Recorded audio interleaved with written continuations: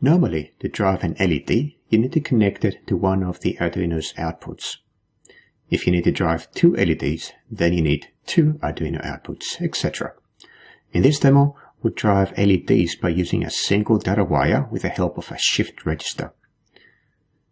Shift registers are very cheap and are made by many different companies. A typical one is the 74HC595N. The device provides an 8-bit storage, plus one for the overflow. The particular one that I used is made by NXP. The first thing that you want to do is look at the data sheet.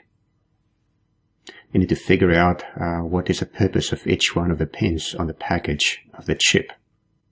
The one that I'm using has got this functionality here.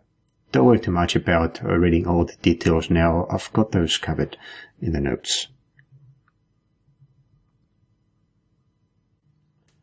Another quick thing that I'd like to show you is the documentation that the manufacturers of shift registers provide. So shift registers like the 74HC595 are plentiful. There's lots of companies that make these components. So NXP, which used to be known as Philips, is one of them. And if you go to the website and look up the name of the chip, you end up with this page. There's lots of information here. You can browse around and get all the details that you can understand. There's a lot of documentation here. Probably the thing that you want to look at is the data sheet. Oops, right at the front page. So data sheet. So have a look at that. And you end up with a very long document, very big document. What you'd like to look at is the pinout for your particular package.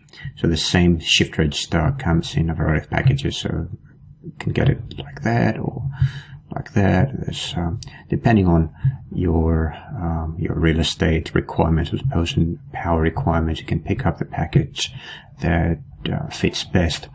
Then further down, there's a section on pin description, and that gives you exactly the role of each pin for these packages. So there it is. For example, these are the data pins, plus one down here.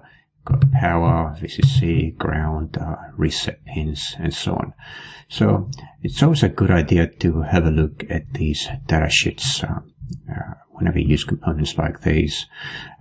Another handy tip to remember is that even though there are a lot of manufacturers for these chips, these shift registers, pretty much all of them that I've ever encountered use the same pinout. So as long as the name of the IC matches between manufacturers, they should all be using the same pinout, same rows for each pin.